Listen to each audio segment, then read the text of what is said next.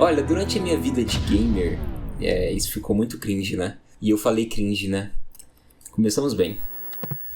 Eu acabava me esbarrando em alguns RPGs. Quando eu era um pouco mais criança, eu tentava jogar RPG, mas logo eu desistia, porque muito texto em inglês, então não era pra mim. E também porque eu acabei tendo algumas desilusões que me deixaram muito triste. Nunca irei perdoar o que me fizeram passar com Final Fantasy. Eu vi alguns compilados da animação de Final Fantasy e também as próprias animações que tinha no jogo, já que logo no início geralmente sempre tinha animações bem longas até. O melhor presente Deus me deu, a vida me ensinou a lutar pelo que é meu. Meu Deus, eu ficava louco, porque aquilo era estupidamente lindo. E aí cortava pra gameplay e eu ficava muito triste, nossa senhora.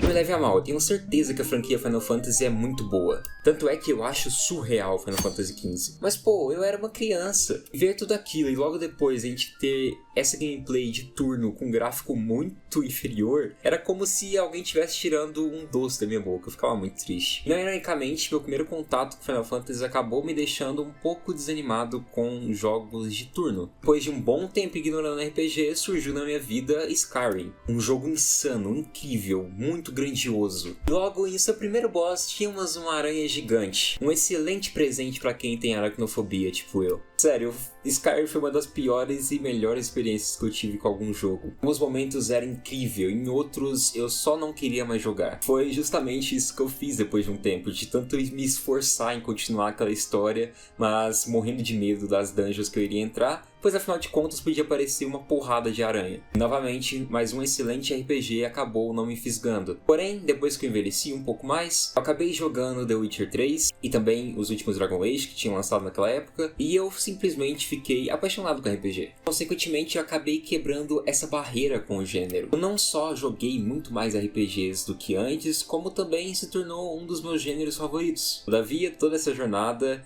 eu simplesmente fingia que não existia os famosos JRPGs. Eu sabia muito sobre a história de Chrono Trigger, achava sensacional as músicas, também obviamente conhecia mais de Dragon Quest, mas eu nunca efetivamente me dediquei a esse tipo de jogo, principalmente pelo preconceito que Final Fantasy criou em mim. E aí quando eu descobri o quanto que demorava geralmente uma campanha desse tipo de jogo, eu simplesmente desistia muito antes de cogitar tentar. E de pouco em pouco eu fui me tornando a um dos adeptos à filosofia do Tulkas.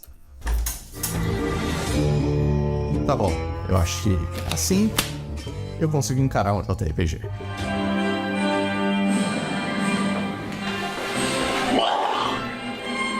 Foda-se.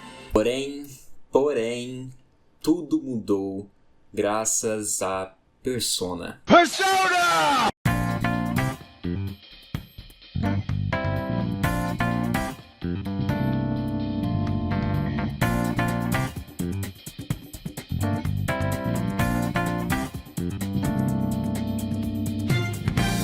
Quando a Persona 5 lançou, eu via o quanto aquele jogo era lindo, de um bom gosto sem igual, era fácil ver isso. Eu tentei ignorar a existência dele, mas eu não consegui muito não. Quando lançou o Royal, eu falei pra mim mesmo que eu ia pegar esse jogo e jogar. E realmente eu estava bem próximo de começar, mas algo instalou em minha mente. A Steam me mostrou Persona 4 Golden, e eu pensei, pô, por que a gente não começa pelo 4? Tipo, eu sei que as histórias são independentes, mas algo em mim queria jogar o jogo mais antigo primeiro, para conseguir visualizar essa evolução da franquia.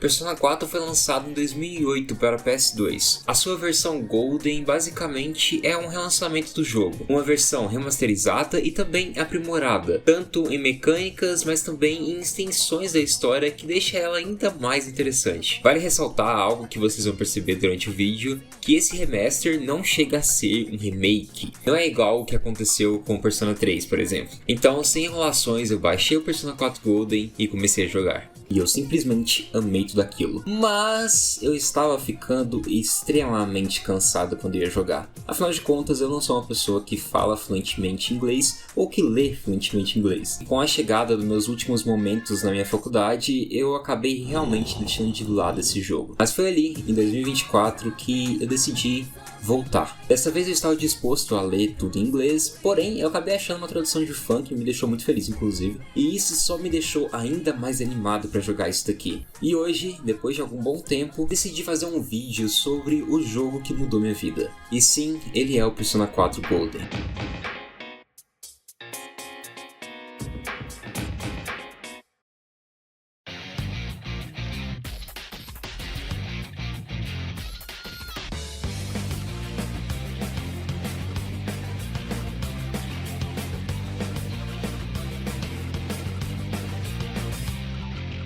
Antes de mais nada, eu quero deixar bem claro que nesse vídeo eu não quero destrinchar toda a história, spoiler vocês sobre tudo que acontece aqui. Isso acontece por dois motivos. O primeiro que se eu fizesse isso, a gente teria facilmente um vídeo de 3 horas aqui. Tudo isso? Mentira, eu exagerei, mas com certeza seria mais de 1 hora. E também o mais importante é que quando eu estava jogando, eu não tinha esse planejamento de fazer um vídeo sobre. Então, eu não pude me preparar tão bem para isso. Algo que supostamente não está acontecendo quanto a Persona 5. Digo, independente desses pontos, eu ainda consigo vir aqui e explicar o quanto esse jogo me impactou. E isso já acontece logo quando a gente abre esse jogo. Uma cinemática maravilhosa aparece com uma música muito envolvente nos dando boas-vindas.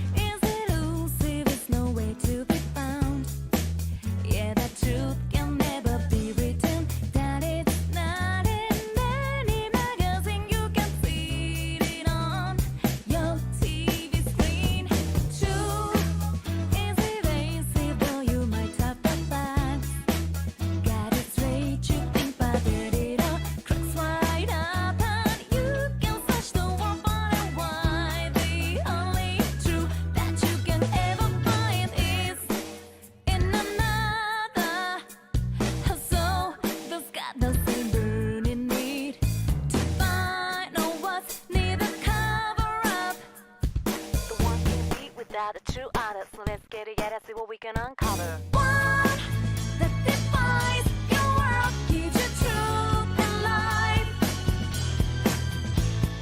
One that excels, special enough to guide your way through this shadow world.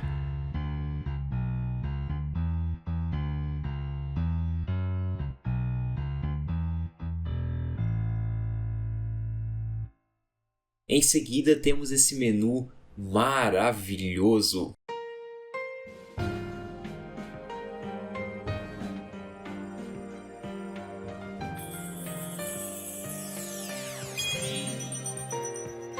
Muito charmoso, vai. Com outra música muito relaxante, que isso, pô. E vale ressaltar que tanto a versão original do game, quanto a sua versão remasterizada, possuem um bom gosto como menu principal, tá? Tanto a intro como alguns detalhes dessa tela aqui exibem que uma das cores principais desse jogo vai ser o amarelo. E isso é algo marcante na franquia Persona que eu venho percebendo. Cada jogo que eu conheço, 3, 4, 5...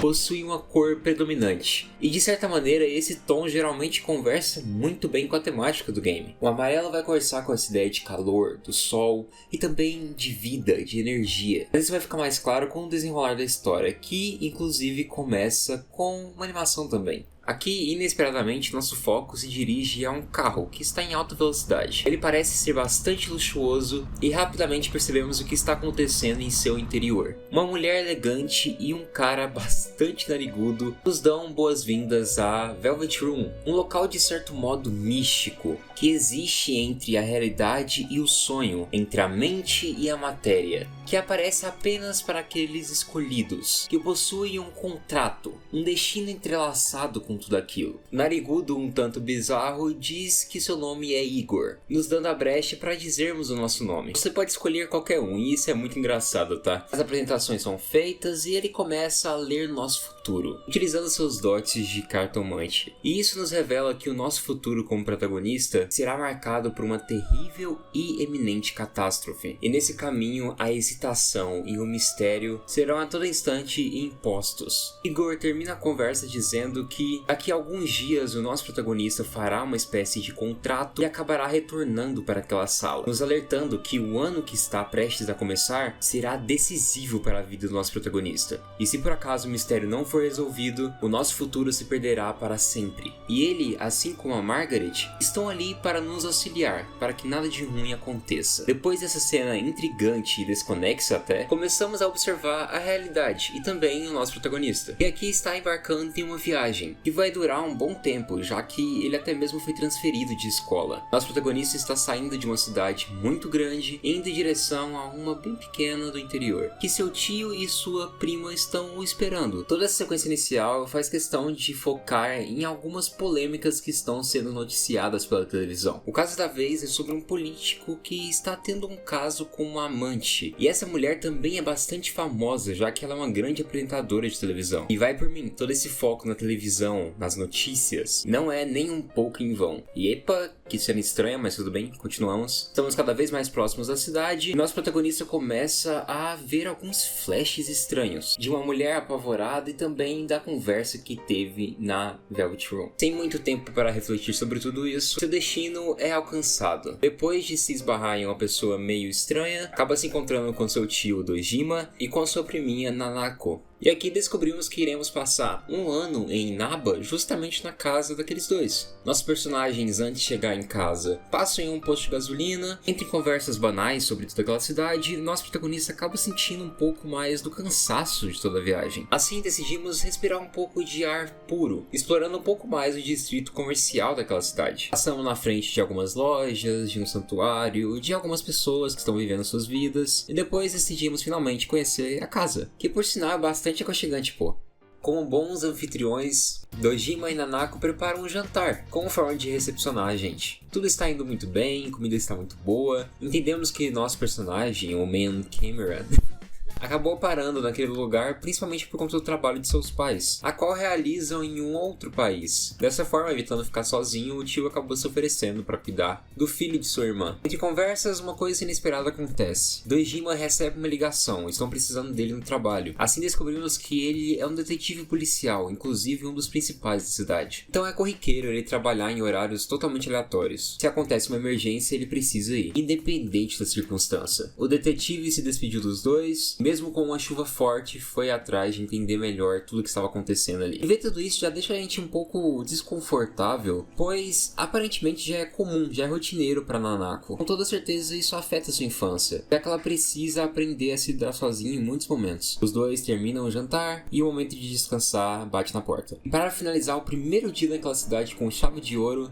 nosso protagonista tem um sonho um tanto bizarro. Ele estava em um lugar muito bizarro na realidade, com uma neblina muito densa, com formatos estranhos do chão que seus pés tocavam. Para ficar ainda mais confuso, uma voz desconhecida parece questionar cada ação do nosso protagonista. Continuamos andando meio que sem rumo até acharmos uma entrada. E aqui acontece uma luta muito também sem sentido. Nosso inimigo basicamente é uma névoa mesmo, a gente não sabe o que é aquilo. E para piorar, todo esse embate parece ser impossível de ser vencido. O ser misterioso, que até mesmo parece ser a personificação da verdade, se despede deixando meio implícito que iremos encontrá-lo mais uma vez, e o pesadelo se encerra, para dar espaço ao surgimento de um novo dia. Junto com ele, algumas novidades começam a bater à porta. O primeiro dia de escola rende muita coisa. Facilmente, de forma cômica, conseguimos encontrar quem serão os protagonistas.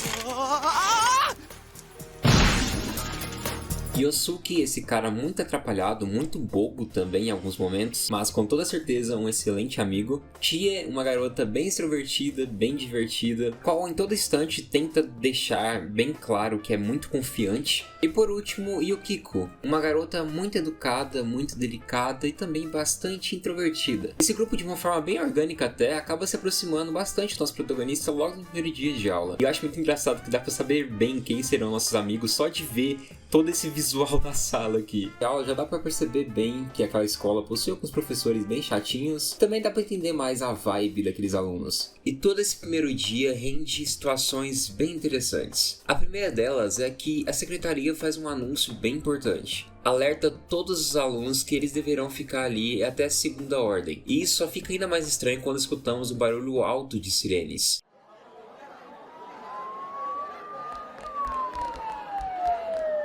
Mesmo que a névoa densa não mostre exatamente o que está acontecendo, a aflição começa a dar as caras. Com todos os alunos presos em suas salas, é natural que algumas conversas roubassem um pouco nossa atenção. Descobrimos que a apresentadora que está envolvida em um caso famoso de traição aparentemente está naquela cidade, justamente na pousada que a Yukiko ajuda a cuidar. E também descobrimos pela tia a existência de uma espécie de lenda urbana, a qual envolve uma noite de chuva e um canal de TV que mostra uma possível alma gêmea de quem está assistindo. E ela ficou intrigada com essa história, pois acabou ouvindo de um outro aluno que aquele canal revelou que a sua alma gêmea era a apresentadora que está envolvida em todas as polêmicas. Antes que essas conversas aleatórias ganhassem ainda mais corpo, mais um anúncio acontece. É avisada que aconteceu algum acidente naquele distrito escolar e que, consequentemente, a polícia está patrulhando toda aquela região. Por isso, pedem que todos os alunos mantenham a calma, entrem em contato com seus responsáveis e retornem o mais rápido possível para suas casas.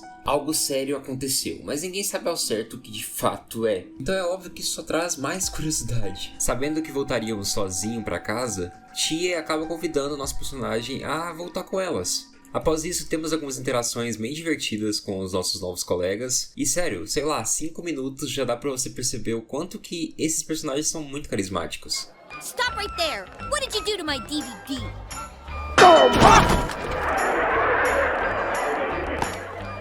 What the? I can't believe this! It's completely cracked! I think mine's cracked too. Critical hit to the nads. As conversas geram um clima um pouco mais descontraído. No entanto, próximo de chegar à nossa casa, os personagens encontram uma cena um tanto estranha. Uma área está sendo cercada pela polícia, utilizando de cones e até mesmo o próprio carro. Ou seja, ali parece que aconteceu algum crime, alguma coisa aconteceu ali. E graças a alguns civis, alguns vizinhos fofoqueiros, começamos a entender melhor a atrocidade que pode ter acontecido. Aparentemente havia um corpo pendurado em uma antena. O mesmo foi localizado por uma garota que estava voltando da escola, mas a descoberta foi tarde demais. Quando os policiais e os bombeiros conseguiram tirar aquele corpo, ele já estava sem vida. Essa nova informação deixa todos chocados e logo percebemos que o Dojima está liderando aquela investigação, é óbvio. E lógico que quando ele vê a gente, ele não fica nada feliz. Tentamos entender melhor o que está acontecendo, mas ele meio que desconversa, apontando que aqueles 3 deveriam estar em casa e não andando por aí como a gente estava fazendo. Todo o ocorrido parece ter sido bem tenso quando a gente percebe que um dos auxiliares do Dojima simplesmente não aguentou ver o corpo e por impulso acabou vomitando. Toda essa reação e também os avisos do tio acaba levando os personagens às suas devidas casas. E à noite temos uma maior atualização sobre tudo o que aconteceu. O corpo encontrado é da apresentadora Mayumi Yamano, aquela que estava envolvida na polêmica de traição desde lá do início do jogo. O corpo dela foi encontrado pendurado em uma antena no telhado de um dos moradores. O caso ainda está muito em aberto, não sabe se foi um acidente ou um homicídio, e a polícia continuará com suas investigações no próximo dia. Isso tudo é um caso preocupante e bizarro. Mesmo assim, ainda é muito interessante perceber o quanto a Nanako tem maturidade. Ela sabe que seu pai se envolve com esse tipo de coisa, já é rotineiro, então ela se preocupa, mas ela também entende. E eu acho muito engraçado que logo depois de todo esse terror, simplesmente aquela criança muda de canal e começa a cantar a música de uma propaganda. At Juness, every day is Customer Appreciation Day. Come see for yourself and get in touch with our products. Every day's great at your Juness. Every day's great at your Juness. E tipo assim, a Nanako canta isso no mínimo umas 50 vezes durante o jogo e é maravilhoso. でもね、ジュネスあるよ。Every day young life ジュネス。 Everyday young life Juness. E assim o dia se encerra, e aparentemente aquela cidade vai ser bem tumultuada. Independente de tudo o que aconteceu, você ainda precisa ir pra aula. Encontramos mais uma vez o Yosuke se atrapalhando todo com sua bicicleta. E agora chegou a hora das videocacetadas! e até pegamos uma carona com ele. As aulas acontecem, nos tornamos cada vez mais íntimos de Yosuke Chie, a qual nos convida para comer uma carne lá na Junes, que é basicamente a grande loja da cidade. Quem já morou ou visitou a cidade do interior sabe muito bem o quanto que isso é atrativo. Quase um pequeno shopping, que apesar de ser muito bom, acaba dividindo um pouco as opiniões de alguns moradores, já que aquele local acaba recebendo muita atenção, tornando um pouco preocupante o futuro do distrito comercial já conhecido da cidade. Os personagens aqui conversam de tudo, inclusive a Chie sem querer se esbarra nessa temática que eu levantei, e quando percebemos, uma garota aparece ali de canto, e o Yosuke fica muito empolgado, muito disposto a conversar com ela. Ela não é sua namorada, mas uma grande amiga dele, e de certo modo ele possui sim um interesse um pouco romântico nela. Essa garota é de uma família que tem uma loja de bebidas lá no distrito comercial convencional da cidade, mas seu trabalho de meio período é ali. E percebemos que a relação dos dois é realmente muito de amigos que ficam se zoando. Ela brinca perguntando se ele trouxe os amigos para tentar impulsionar mais os negócios da família, pois sim, a família do Yosuke estão relacionados com a Junes, e ele brinca com ela, mas parece estar um pouco preocupado, já que ela parece bastante desanimada. Ela diz que só está cansada e ele reforça que ele está ali para conversar caso ela precise. Ela desconversa, no entanto, acaba suspirando algo meio estranho, questionando a si mesma por que ela foi sair tão cedo assim da escola, igual ela fez no dia anterior. Antes que o Yosuke conseguisse formular alguma questão sobre isso que ela disse, rapidamente a Saki puxa assuntos sobre nosso personagem que acabou de chegar ali, logo se incluindo naquela roda de conversa. Conversamos um pouco com ela e logo ela volta ao trabalho. Depois de percebermos como Yosuke trata a Saki e vice-versa, fica bem escancarado que ele gosta muito dela. E a Chie não perde tempo e zoa muito isso. Mas não só de zoação vive a Chie, tá? Pois ela vem aqui para trazer uma solução para seu amigo. Ela comenta sobre o Canal da Meia-Noite, que é basicamente aquela lenda urbana que ouvimos um pouco de relance no dia anterior. Basicamente, você tem que olhar para uma TV desligada, sozinho em seu quarto, à meia-noite de uma noite chuvosa. Quando você estiver olhando para o seu próprio reflexo, de repente aquela televisão mostrará uma outra pessoa na tela. E essa pessoa que irá aparecer será a sua alma gêmea. Bom, é isso que a lenda diz. Obviamente, Yosuke tira sarro disso, dizendo que é só uma lenda urbana boba, e a tia contra-argumenta dizendo que todos deveriam fazer isso para testar, pois afinal de contas naquela noite irá chover. E mesmo com Yosuke tentando desconversar aquilo, a Tia faz questão de enaltecer mais uma vez que todos deveriam fazer esse teste. Voltamos para casa depois de uma tarde mais descontraída e percebemos que Dojima ainda não está. Ele chega atrasado por conta da loucura que está seu trabalho. O tio realmente parece esgotado. Na televisão, mais detalhes sobre o caso são exibidos. É dito que foi confirmado todo aquele caso de traição. Realmente aquela mulher estava envolvida com o caso do Taro Namatame. Informação essa que deixa aquele acidente com mais camadas. Será que o que aconteceu tem relação com esse triângulo amoroso? E é justamente isso que a polícia vai tentar investigar, todos esses relacionamentos. Antes de encerrar a reportagem, algo inédito também acontece. O jornal traz uma reportagem que foi feita com uma garota que encontrou o corpo no dia anterior. Uma aluna da mesma escola do nosso protagonista e de seus amigos. Mesmo com o jornal fazendo questão de mudar a voz e deixar o rosto menos nítido daquela pessoa, nitidamente dá pra perceber que conhecemos aquele rosto. E na moral, meu Deus do céu, esse repórter não sabe fazer uma pergunta direito. É uma entrevista muito não profissional, que deixa essa garota que parece muito com a Saki muito desconfortável. Ficamos ali assistindo a televisão até o horário de dormir. Porém, todos os personagens ficaram de tentar contactar o Canal da Meia-Noite. E é isso que fazemos e as coisas ficam muito estranhas.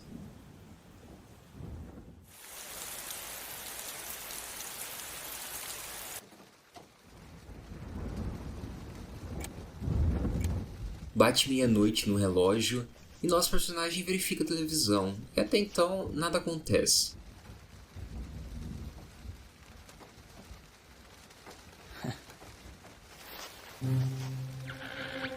Mas de repente, entre trovões, a TV liga e mostra a figura de uma garota, parecendo que ela está dançando. De forma imediata, a cabeça do nosso protagonista começa a doer.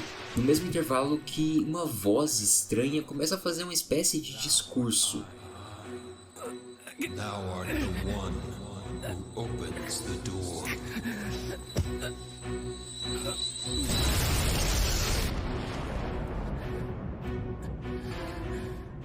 E não o suficiente, após todo esse discurso, o personagem parece estar sendo atraído pelaquela tela. Ele tenta tocar nela, mas do nada, parece que aquela superfície pode ser atravessada. Ele acha estranho, mas ele tenta mais uma vez, e realmente, a mão dele atravessa a televisão.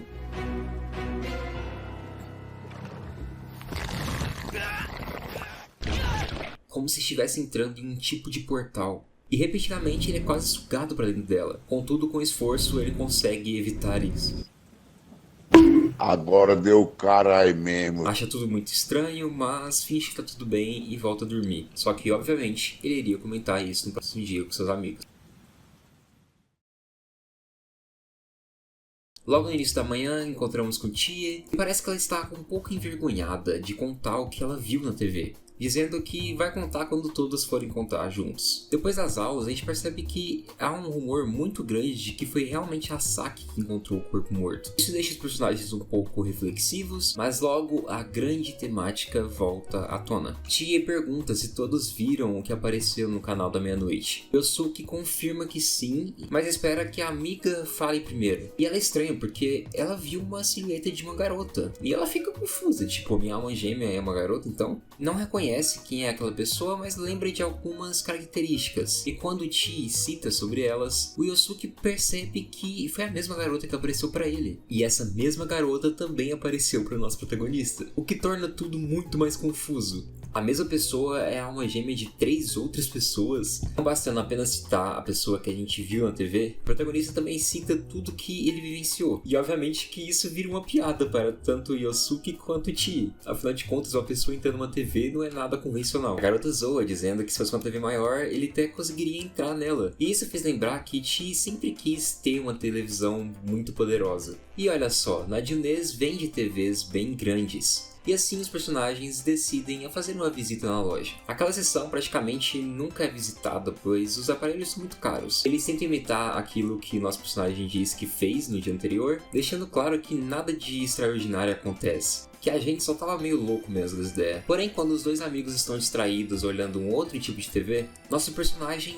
tenta mais uma vez colocar a mão sobre a tela.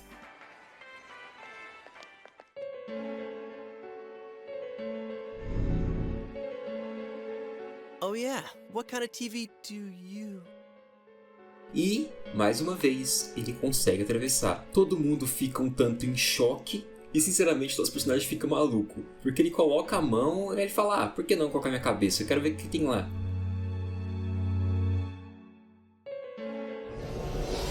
Hey, don't do that! What are you doing? E é óbvio que Chie e Yosuke ficam muito em choque. E tudo isso só piora quando eles percebem que tem gente chegando naquele setor. A lá Scooby-Doo, acontece uma atrapalhada aqui e os 3 acabam caindo dentro da televisão. Wait! Whoa!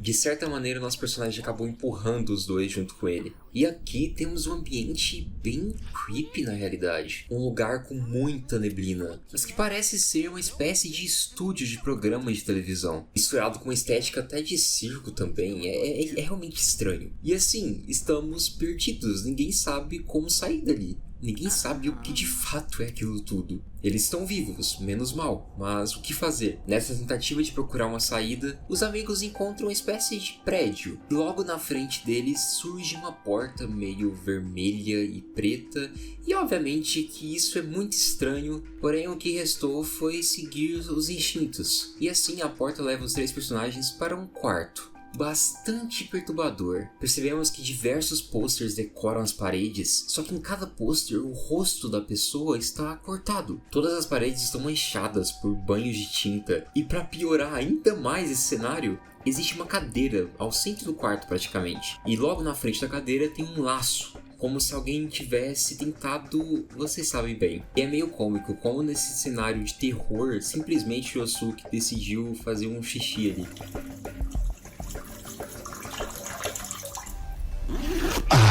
Agora sim.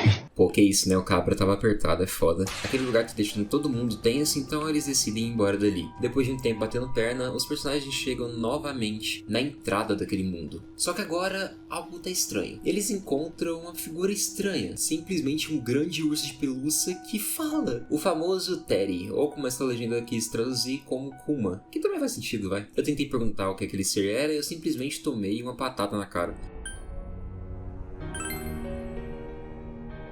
I'm a bear. Can't you tell? Que isso, rapaz? Você calma, rapaz. Ele, com essa vozinha animada, diz que ele mora ali sozinho e que aquele local não tem um nome. Terry aconselha que eles voltem logo pro mundo deles. Isso porque tem alguém tacando pessoas para aquele mundo, e isso vem sendo uma dor de cabeça enorme para ele. O Yosuke tá tentando entender melhor sobre isso, só que nem o Terry sabe ao certo quem tá fazendo isso. E eu acho muito incrível que a Chi simplesmente fica muito irritada, e ela personifica bem o que a gente tá sentindo aqui. Mas aquele urso já falou tudo o que ele sabe. Depois de algumas conversas, os amigos deixam claro que eles só querem ir embora dali. Aquele ser fala que tem uma forma de fazer eles saírem dali. E do nada, com o mágico, ele cria algumas TVs no centro daquele estúdio. E para voltar, simplesmente é se jogar nelas. Ele, com toda a delicadeza do mundo, empurra a gente de volta, os 3 personagens se espremendo. E assim, depois dessa loucura, voltamos ao mundo real.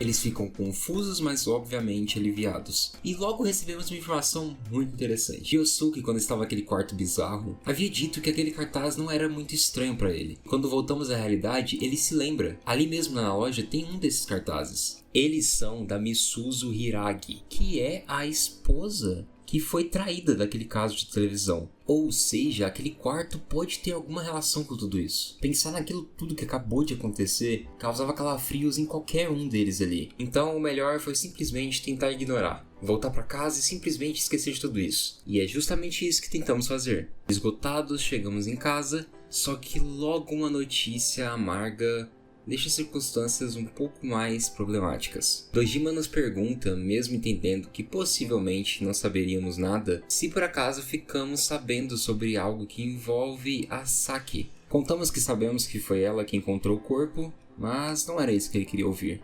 Ele nos informa que a polícia recebeu uma ligação da família dela e que ela desapareceu. E para finalizar aquela noite, o jornal noticia uma outra novidade de todo esse caso. Entendemos que a mulher que foi assassinada estava de fato hospedada na pousada da família da Yukiko, o que justifica bem o cansaço que a Yukiko está tendo nesses últimos dias. A programação continua normalmente e nos revela que a chuva está passando e que amanhã será um dia de neblina. Cansados, vamos finalmente deitar. E no meio da madrugada, nos é revelado que mais um corpo foi encontrado. Agora em cima de um poste. O novo dia se inicia e entendemos que Dojima teve que atender uma ligação, então acabou saindo mais cedo de casa. No caminho da escola, encontramos 2 alunas conversando sobre alguma movimentação estranha da polícia. Aparentemente, mais um caso aconteceu. Mais tarde, nesse mesmo dia, a escola decide fazer uma assembleia utilizando o ginásio. E o primeiro anúncio é sobre algo terrível. Saki foi encontrada morta. A polícia ainda está investigando o motivo e seu corpo foi encontrado naquela manhã. O diretor avisa para os alunos cooperarem de forma correta com a polícia, caso seja necessário, e já deixa evidente que esse caso não está envolvido com bullying. Toda a notícia abala muito nossos personagens, mas principalmente o Yosuke. A partir de algumas fofocas, compreendemos que a Saki acabou morrendo de uma forma bem parecida quando comparada com a apresentadora. Uma foi encontrada em cima de uma antena e a outra foi encontrada em um poste. Todas essas bizarrices só faz surgir novos e novos rumores. Obviamente que existem aqueles que não fazem sentido algum, porém uma coisa chama nossa atenção. Algumas alunas apontam que pessoas viram a Saki na noite anterior no canal da meia-noite e ela parecia estar sofrendo. E esse rumor fica mais forte quando Yosuke também o cita e decidiu ver outra vez o canal e, para sua surpresa, era a Saki e ela estava sofrendo. E de repente ela apenas sumiu da tela. Considerando a forma que a Saki morreu e também como a apresentadora morreu, o Yosuke começa a ligar alguns pontos. Lembra de ter escutado algum aluno dizendo que a apresentadora era sua alma gêmea, pois apareceu no canal da meia-noite, e levanta que talvez essa apresentadora, antes de morrer, talvez também tenha aparecido no canal da meia-noite. Dessa maneira, talvez as pessoas que aparecem na televisão, nesse canal, são os próximos alvos, são as próximas pessoas que irão morrer. E tudo começa a fazer ainda mais sentido quando lembramos o que o Terry falou no outro mundo. Ele havia avisado que os humanos não podem ficar ali por muito tempo, já que todas as vezes que a neblina some daquele mundo, as coisas ficam muito perigosas. Para completar, o mesmo Terry também avisou que tem alguém jogando pessoas ali, e também vimos aquela sala muito bizarra, ou seja, a existência desse outro mundo parece cada vez mais ter relação com esses repentinos assassinatos que estão acontecendo. Para confirmar essa teoria, o Yosuke sugere novamente a ideia de voltarmos para aquele mundo para procurarmos algum lugar que tenha relação com a Saki, da mesma forma que aconteceu com a apresentadora. É óbvio que é uma insanidade, porém é a única coisa que sobrou. Em definitiva, a polícia nunca iria acreditar nessa loucura, sobrando pra gente realizar essa investigação totalmente amadora. Então o plano é arquitetado. A Chie vai ficar do lado de fora, segurando a todo momento uma corda que está presa ao Yosuke, e nosso protagonista, juntamente com seu amigo, irá procurar mais coisas nesse mundo. Ninguém está seguro com tudo isso. É um plano realmente perigoso, só que ignorar tudo isso está fora de cogitação. Yosuke nos dá alguns recursos, um taco de golfe e também alguns remédios, e sem mais nem menos entramos novamente na televisão, deixando apenas a Chie sozinha do outro lado, tadinha. Essa que inclusive descobre que a corda simplesmente se partiu quando ela tentou puxar, e obviamente isso causou a depressão 3 nela, pois o pior pode acontecer. See? I knew this wasn't gonna work. Now what? Já no outro mundo, encontramos mais uma vez com Terry, e ele avisa que, como a gente voltou pela segunda vez, provavelmente somos aqueles que estão jogando as pessoas nesse mundo. E isso revolta Yosuke, principalmente pois as pessoas podem morrer se forem jogadas ali. E é com isso que ele se toca com algo fundamental. Provavelmente as duas pessoas que foram jogadas naquele mundo se relacionam com a apresentadora e com a Saki. Então, dessa maneira, o assassino está matando seus alvos, simplesmente os jogando na televisão. Dessa forma, ele consegue cometer seus crimes sem deixar nenhum tipo de resquício. As peças parecem estarem se encaixando. Yosuke percebe que seu plano envolvendo a corda será em vão. We don't need your help this time. See? This time we have a lifeline.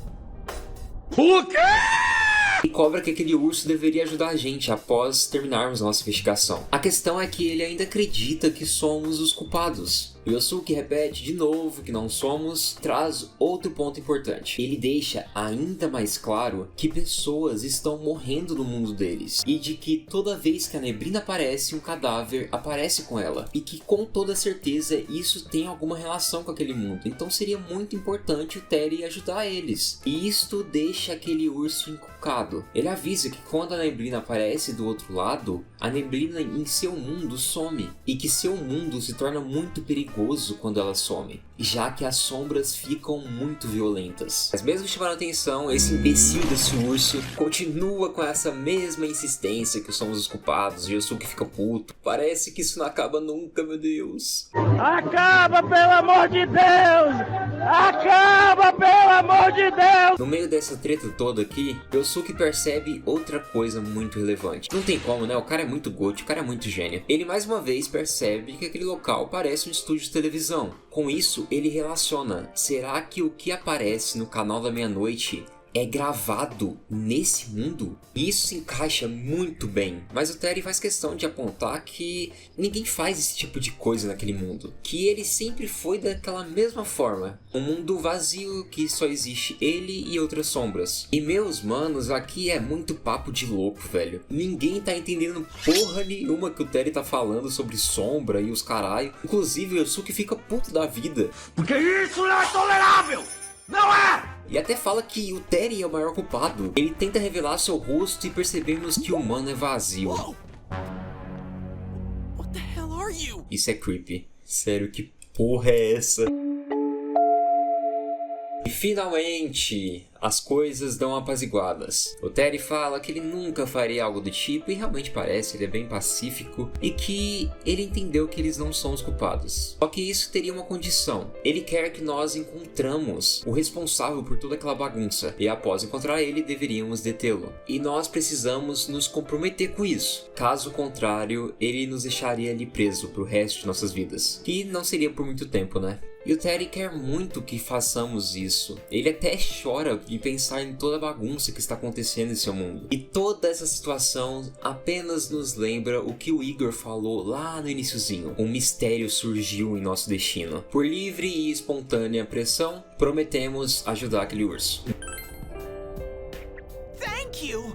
Mesmo nos ameaçando, fomos até ali para entender melhor sobre tudo isso. Caçar o responsável é um bônus, algo que pode ser muito benéfico, já que dessa maneira talvez possamos impedir novos assassinatos. Então ok, o contrato está firmado, Ryosuke se apresenta, nos apresenta também o famoso Man Camera, nossa, nós é muito pica. E depois de tudo isso, o urso nos traz uma pista interessante. Ele avisa que ele sabe aonde a última pessoa foi jogada. Ele não sabe ao certo quem era a pessoa, mas tudo indica que é a Saki. Enfim, ele diz que vai nos levar até lá e nos entrega um óculos que simplesmente faz com que nossa visão fique completamente limpa. Toda aquela neblina some pra gente quando estamos utilizando ele. É literalmente uma desculpinha pra ficarmos estilosos com nossos óculos. Eu seria uma pessoa muito mais conformada com utilizar óculos se eu tivesse jogado Persona antigamente. E com isso o Terry fala que a gente pode contar com ele. Só que ele deixa bem claro o seguinte: ele vai nos ajudar a encontrar as localizações que procuramos. Mas a parte de defesa não é com ele não, já que ele nem tem músculos. Ai Deus. Só que ele deixa claro que o apoio moral é com ele mesmo, então ele vai estar ali apoiando a gente. E olha, realmente ele não parece ser do tipo que sabe lutar.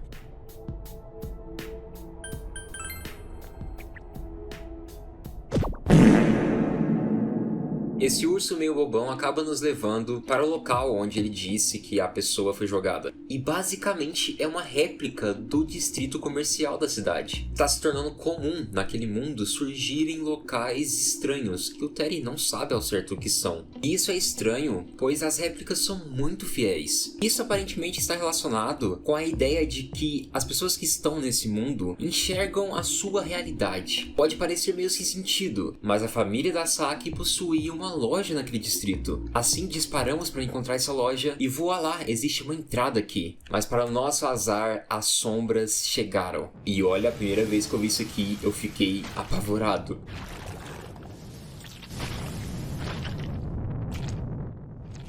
Os bichinhos feios da porra.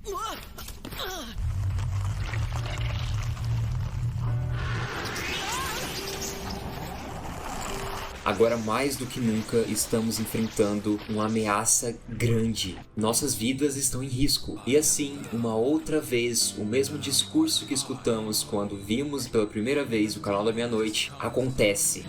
Open thine eyes and call forth what is within.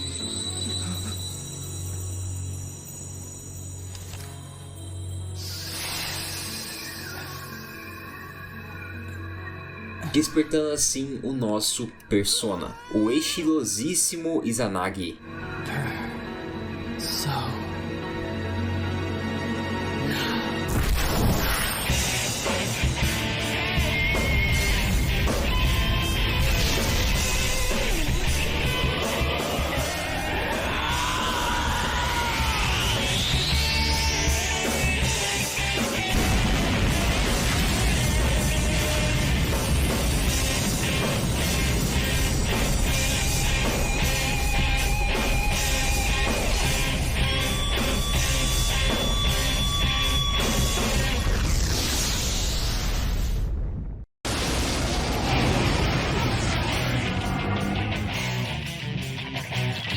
Stay calm and listen. E aqui pela primeira vez temos um trecho mais focado em gameplay de ação. Basicamente é um RPG de turno, mas depois eu volto nisso daqui quando eu for falar sobre as mecânicas. Enfim, graças ao nosso persona, damos um pau naquelas sombras e entendemos que só despertamos esse poder, pois de certa maneira enfrentamos o nosso outro eu. O Yosuke fica muito admirado e de brinde viramos uma espécie de sensei pro ursinho. Ele vai começar a nos vangloriar pro resto do jogo, inclusive. Com esse poder todo mundo fica um pouco mais confiante e continuamos a investigação. E nesse caminho começamos a escutar diversas vozes falando sobre diversas coisas negativas que envolvem a Junes e o distrito comercial. I wish Junes would go under. It's all because of that store. What the? Em um dos momentos, até citam que a Saki está atrapalhando para Junes. E isso é um desgosto, como a própria filha está fazendo isso com sua família. Sua família depende daquele distrito, e ela está simplesmente trabalhando em uma loja concorrente. Isso é desrespeitoso. A Saki é uma criança problemática. Escutar todas essas vozes é agoniante, principalmente pro Yosuke. E reparando em tudo isso, o Gold, mais uma vez, faz outra associação. Ele relembra que o Terry falou que aquele local é a realidade das pessoas que estão ali, ou também das pessoas que estavam ali. Então, isso quer dizer que tudo aquilo ali pode ser a realidade da Saki, a realidade que ela vivia quando ela caiu nesse mundo. Ainda sem certeza, a gente simplesmente continua a investigação. E é muito bad, porque a gente começa a escutar outras pessoas falando coisas muito tristes sobre a Saki. Damn it, not again. Saki, how many times do I have to tell you? Is this Senpai's dad? You know what the neighbors say about you, right? Fala diretamente relacionadas com toda essa relação de que ela é filha de uma pessoa que tem uma loja pequena e está trabalhando numa loja muito maior. E tudo isso vai deixando o Yosuke cada vez mais contra a parede. Ele se sente muito mal, principalmente porque ele nunca pensava que a Saki passava por isso. Ela não chegava a comentar. E só piora quando ele percebe que há uma foto que ele tirou junto com a Saki. E quando ele avista ela, a voz da Saki percorre por todo aquele local. I always wanted to tell Hana-chan Huh? Me? that he was a real pain in the ass. Dizendo que o Yosuke é um pé no saco. Que ela só era legal com ele pois ele era o filho do gerente. Na realidade, ele é só um babaca que sempre entende as coisas erradas. E a loja de seus pais são um grande problema. Algo que afeta a cidade e ela mesma. Pô, isso tudo é realmente muito pesado, até pra gente que tá jogando. E a maior loucura é que do nada surge uma sombra do Yosuke. Actually, I'm the one who thinks everything's a pain in the ass. Mostrando que na realidade ele mesmo que acha o Yosuke um pé no saco. E essa sombra é basicamente a personificação de todos aqueles pensamentos intrusivos do Yosuke, de todo aquele lado ruim dele, que sempre tenta esconder. Então a todo momento o personagem nega, porque pra ele não é daquele jeito. A sombra cava todos os anseios, os medos do personagem e vai ressaltando cada um deles. Então são coisas muito pesadas até, como essa ideia de que o Yosuke ele é descontraído e alegre justamente porque ele tem medo de ficar sozinho. Tudo isso só deixa claro uma coisa: aquela sombra é o Yosuke. Todavia, o Yosuke não quer escutar isso, então ele continua negando, dizendo que aquilo não é ele. E justamente por essa insistência, aquela sombra revela sua verdadeira forma. I already told you. I'm you. Your shadow. There's nothing I don't know about you. Screw that! I don't know you! You can't be me, you son of a bitch! That's right! Say it again! You're not me! You're nothing like me! Yeah, that's right. I am me now. I'm not you anymore, see?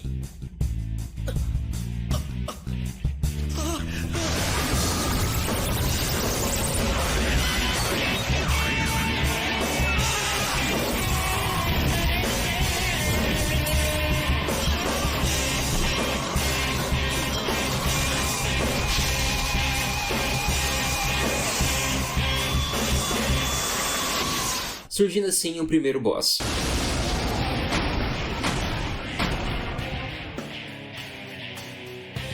I am a shadow, the true self. I'll crush everything that bores me, starting with you.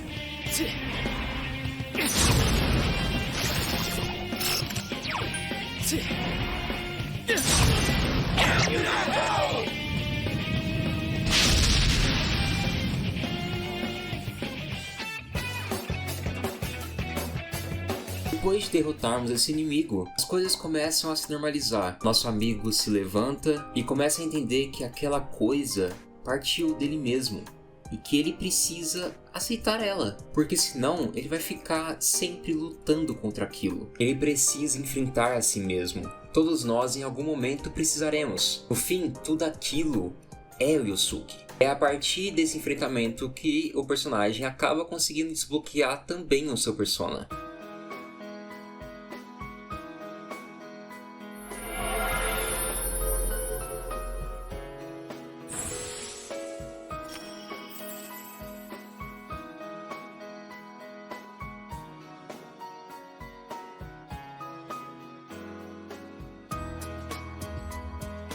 This is my persona. As coisas dão certo. É claro que foi muito difícil enfrentar tudo aquilo. Enfrentar todo o lado que a Saki sempre escondia, tudo que ela precisava suportar e também encarar de frente a frente todo o outro lado do Yosuke. E com tudo isso descobrimos a forma que acontece os assassinatos. O criminoso joga uma pessoa naquele mundo e faz com que ela enfrente o seu outro lado. E em algum momento ela vai acabar perdendo essa luta. E com isso morrerá por conta da sua sombra. Sombras são originadas pelos humanos e ficam agressivas quando a neblina some. Yosuke's pretty worn out. This world isn't made for humans. It's not comfortable for you here. I don't hear any more voices. I think we're done with this place. Let's go back.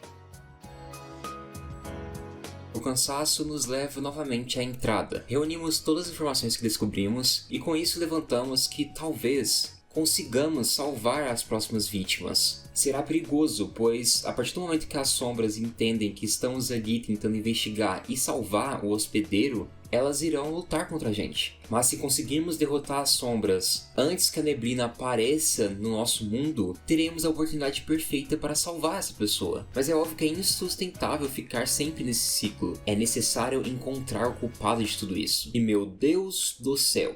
Estamos quase chegando na casa dos 50 minutos, ou já chegamos. E agora eu sinto que finalmente eu consegui contar pelo menos o início da história de Persona 4 Golden. Junto com nossos amigos, iremos investigar todos esses crimes, tentando sempre salvar uma pessoa caso ela acabe caindo naquele mundo da televisão. E nessa jornada, obviamente, outras pessoas irão desbloquear seus devidos personas, que serão sempre a arma principal para a gente conseguir enfrentar tudo isso. E depois de tudo isso, eu finalmente consigo entrar no tópico mais importante do vídeo. Afinal de contas, por que diabos eu digo que esse jogo mudou minha vida?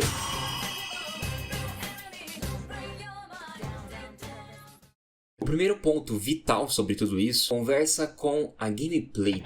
O jogo se divide em dois tipos de gameplay basicamente. A primeira delas é simplesmente uma espécie de slice of life. É literalmente você viver o seu dia a dia. Conversar com as pessoas que você bem quer conversar, realizar algumas atividades como participar de algum clube da escola, trabalhar em um trabalho de meio período ou simplesmente aproveitar o dia com seus amigos. Já a outra gameplay acontece no mundo das sombras, que aqui basicamente é a parte de combate. Nesse mundo encontraremos diversas dungeons e cada uma é única, pois afinal de contas uma dungeon está relacionada com uma vítima com suas singularidades. E é muito foda o quanto que essas dungeons conseguem ser diferentes e conseguem introduzir temáticas bem poderosas, assim como chefões muito fodas, principalmente visualmente. E nosso combate é simplesmente um RPG de turno, e parece até um pouco com Pokémon, vou explicar. Tanto os inimigos quanto os nossos personas possuem algum tipo de fraqueza, assim como possui alguma afinidade com algum tipo de atributo. Então, quando você vai começar uma luta, é sempre importante saber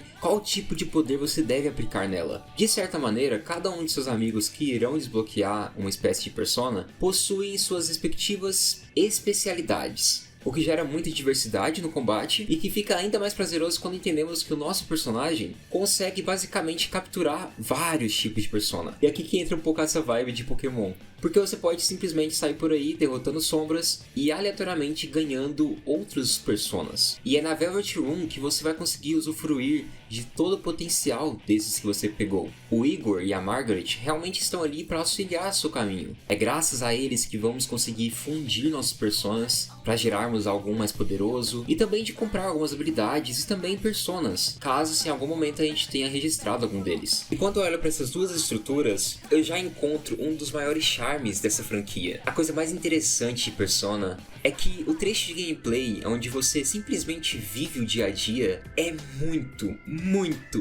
prazerosa. E o jogo sabe muito bem disso, pois a todo instante ele nos recorda a seguinte coisa: o Persona está relacionado com a força de nossos corações. Logo, criar laços com seus amigos é vital, pois fortalece nossos corações e, consequentemente, nossos personas. É aqui que entra os links sociais. Temos a oportunidade de criar laços com diversos personagens. Quanto mais evoluímos nosso laço, mais bônus ganhamos em diversas mecânicas no jogo. Então, por exemplo, um dos benefícios que eu acho super foda, que envolve a Chie e a Yukiko, em determinado nível, em algum momento de qualquer batalha, as duas simplesmente fazem um golpe combinado que é surreal de foda. Então, dessa forma, o jogo grita pra gente simplesmente aproveitar os nossos laços. Apesar de estarmos em uma trama muito densa, o jogo é realmente pesado, tá? O mistério possui várias camadas bem pesadas. A todo momento, a obra nos recorda o quanto que é importante simplesmente viver o dia a dia, um dia de cada vez, aproveitando a sua juventude, os seus laços. Como deu para perceber durante toda a contextualização da história, o clima é um mecanismo central da obra. Quando uma vítima é encontrada no outro lado, temos um tempo limite para salvá-la. E esse limite, basicamente, é o dia a qual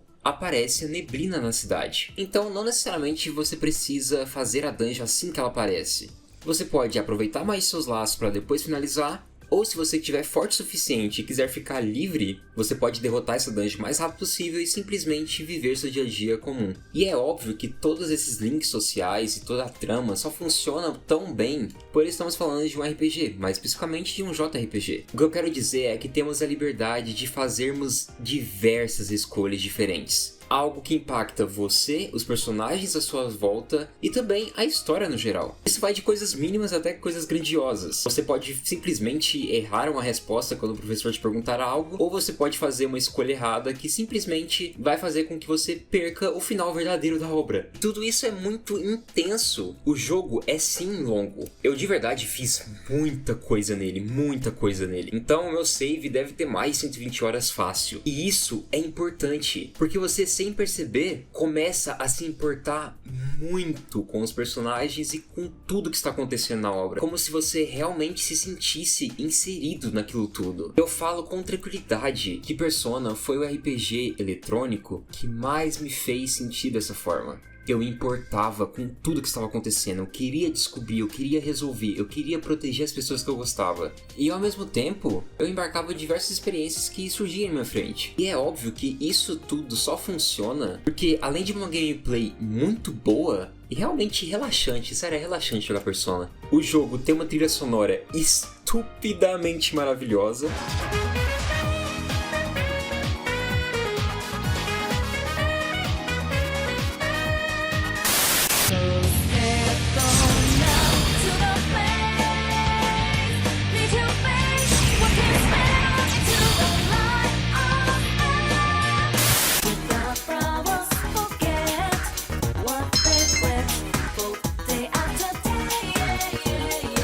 Uma história muito boa e personagens incríveis. A melhor forma de você aproveitar os personagens é tentando maximizar os seus links sociais. Algo que inclusive em alguns momentos pode desbloquear relações amorosas com alguns NPCs específicos. Mas o que eu posso garantir é que no grande geral, a maior parte dos links sociais são muito interessantes. Embarcamos nas histórias dos personagens, entendemos mais de seus anseios, de seus sonhos, e eu realmente acho muito bem escrito. É óbvio que em alguns momentos a escrita é muito direta ao ponto, digamos assim. Talvez em alguns momentos bastante expositiva. Porém, É sério, tem muitas histórias insanas aqui. Sem entrar em spoilers, sinto que as que eu mais achei interessante, que eu consegui maximizar também, foi o da velha, que simboliza a morte em carta de tarô, do Yosuke, da Mary, e de alguns personagens que eu não quero nem falar nada, porque serão spoilers. A sensação que eu tenho é que cada NPC está realmente vivo. É óbvio que nem todo NPC terá uma complexidade de diálogo e de comportamento. Porém, eu prometo pra vocês, cada NPC que aparece aqui é muito diferente e sempre estão reagindo com os acontecimentos da história. Eu não posso spoiler, mas tem um acontecimento grande na história que muda o funcionamento de todos da cidade. Isso é insano. Cara, um dos maiores plot twists envolve algo tão supérfluo que eu tenho certeza que todo mundo que zerou esse jogo explodiu a cabeça quando aconteceu. E o mais bizarro disso tudo é que esse jogo é de 2008. Sério, olha que bizarro. Eu consigo lembrar de um NPC que sempre ficava fazendo umas charadas insuportáveis. Eu detestava esse cara, meu Deus do céu. Eu lembro de uma aluna que a todo momento estava morrendo de medo de tudo que estava acontecendo na cidade e nos pedia diversos itens para tentar dar um nível de proteção a ela. Tem um NPC também que fica sempre na frente da loja de livro, que vivia falando uns papos sobre livro e eu só ficava viajando. Tem duas irmãs também que sempre ficam ali no distrito comercial, que sempre fazem uns pedidos nada a ver, inclusive. Mano, tem um velhinho que ele sempre se esbarra com você. E ele é um cara mais enérgico, assim, é engraçado pra caralho. Em uma das cidades mais movimentadas que podemos ir mais pra frente no jogo, a gente encontra um NPC que vive conversando sobre moda, sobre namorado, enfim. Alguns entusiastas de cinema, enfim. É sério. É insano isso daqui. Tipo, esses são os NPCs que eu tô falando aqui que não são tão óbvios. E eu citei um plot twist e eu preciso entrar nesse tópico da história. É simplesmente delicioso correr atrás de resolver o mistério dessa história. E isso porque tudo se encaixa perfeitamente. O Golden, ele adiciona um conteúdo extra que encaixa muito bem, mas sempre te dá uma sensação de que, agora eu terminei o jogo, mas não, volta, tem mais coisa pra fazer. E isso pode ser um pouquinho cansativo, mas mesmo assim vale a pena. Eu quero dizer que no geral eu não consigo apontar muitos furos que comprometeram a história pra mim. Eu sinto que a escrita é muito sagaz em muitos momentos. A crítica sobre a tecnologia é muito presente em cada segundo desse jogo, né? Principalmente se escorando na mídia televisiva. É sempre uma reflexão o quanto aquilo impacta diretamente na vida de todo mundo. Algo que quando se esbarra no conservadorismo de uma cidade mais pequena do interior, fica ainda mais poderoso. Em muitos momentos temos esse discurso o quanto a mídia pode distorcer uma história, pode oprimir uma pessoa, pode acabar oferecendo entretenimento pela desgraça alheia. Já em outros, obviamente, pode trazer todos os benefícios que a gente já conhece. E sinto que isso é muito um reflexo do próprio tempo do jogo mesmo. Em sua época de lançamento, os avanços tecnológicos se tornaram cada vez mais globalizados, né? Algo que me lembra muito Leon. Essa discussão sobre a onipotência da tecnologia e também o quanto ela impacta. Lembro muito esse anime. E pra mim também os outros maiores destaques estão relacionados aos conceitos da obra. É muito bonita essa escrita em torno de termos que enfrentar a nossa pior versão. Nunca negarmos que já fomos pessoas ruins. Nunca negarmos nossos erros, nossos pensamentos intrusivos. Mas sim aceitá-los e buscar evoluir. O jogo é sobre isso. Sobre compartilhar risadas e choros com pessoas próximas, de se envergonhar sim de seu lado ruim, mas compreender que aquilo realmente não é você em sua plenitude, mas sim uma parte que quando descoberta pode ser finalmente superada. Mas eu quero ser um pouco justo aqui. Temos também um lado negativo do reflexo da época do game, que basicamente se escora naquelas piadas muito sem graças que a gente vê em muitos animes, principalmente dessa época ali de 2006, 2010. Então eu de fato sinto que a Atlus dá uma escorregada legal sobre algumas temáticas. Como por exemplo aquela vontade, né, de japonês sempre fazer um gordo ser extremamente zoado em uma história. Ou por exemplo um humor que se relaciona mais com um lado sexual, assim. Que não é muito, e também sinceramente tem a desculpa de que são todos adolescentes. Mas por exemplo, o Terry é insuportável. Ele tem uma escrita incrível, tá? A história do Terry é muito boa. Porém, quando ele quer ativar o seu lado predador sexual, meus amigos fujam. Outra coisa que eu tava esquecendo de comentar. A inserção de animação durante o jogo é muito, muito incrível. As animações foram feitas pela A1 e também pelo Hikari, que fizeram um excelente trabalho, de verdade mesmo, são bem bonitas. All right. It's pretty.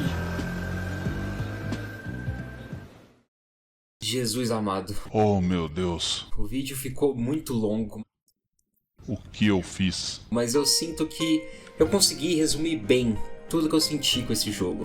Eu soltei essa aspas forte de que Persona 4 Golden mudou minha vida, pois simplesmente fazia muito tempo que eu não tinha uma experiência tão intensa com um videogame. Eu me sentia em cada pedaço do jogo. E de repente eu ainda era bombardeado por algumas mensagens muito positivas e também bastante filosóficas. Muitas delas me fizeram reviver a minha época de adolescência, já outras sinto que sempre irão nos perseguir. E eu sei que pode parecer muito exagero, mas de certa maneira Persona 4 em muitos momentos me abraçava bem forte com essa ideia de que as coisas não precisam ser tão imediatistas e que de fato o presente é o mais importante. Se você nunca deu uma chance para um JRPG, se você nunca deu uma chance para Persona, de coração eu indico muito Persona 4 Golden. E se por acaso você não gostou tanto da estética, porque novamente é um jogo antigo, ele só foi remasterizado, então vai fundo do Persona 5 logo de uma vez, que eu sei que ele é muito bom. Eu tô realmente bem perto do início ainda, mas mesmo assim dá pra você ver que tudo foi aprimorado na realidade. E de que as discussões são ainda mais intensas lá. E se você por acaso for fazer isso, faça igual eu. Jogue de uma forma tranquila. São jogos muito extensos. Na correria da vida, obviamente se torna muito difícil você dedicar mais de 100 horas em um só jogo. Então, de verdade, joguem tranquilos. Tipo, eu fui zerar Persona 4, eu acho que quase em um ano. Talvez até isso tenha tornado a experiência ainda mais única pra mim, pois eu tive mais tempo de me inserir naquele universo e também de digerir tudo que estava acontecendo.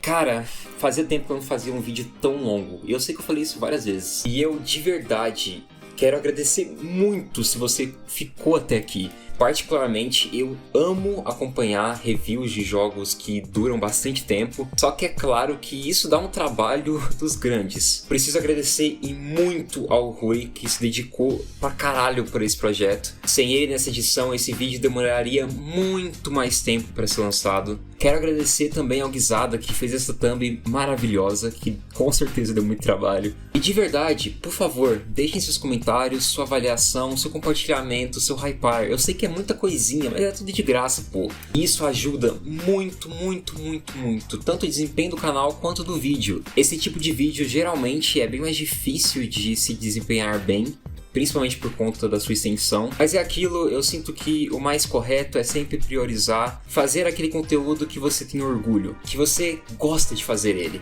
E acho que é sobre isso, né? Agora eu quero mandar mais um salve especial, principalmente para os membros. Meu muito obrigado por apoiarem diretamente esse projeto. Estou vendo de mudarmos um pouco a identidade visual dos selos, então fiquem espertos, vai ficar bem bonito. E eu vejo vocês no próximo vídeo. Eu tenho certeza absoluta que eu esqueci uma porrada de coisa que eu queria falar sobre esse jogo, mas tudo bem, acontece. E eu espero que eu demore ainda um tempo para zerar Persona 5, pois a gente precisa se recuperar depois desse vídeo aqui. Amo vocês e até mais.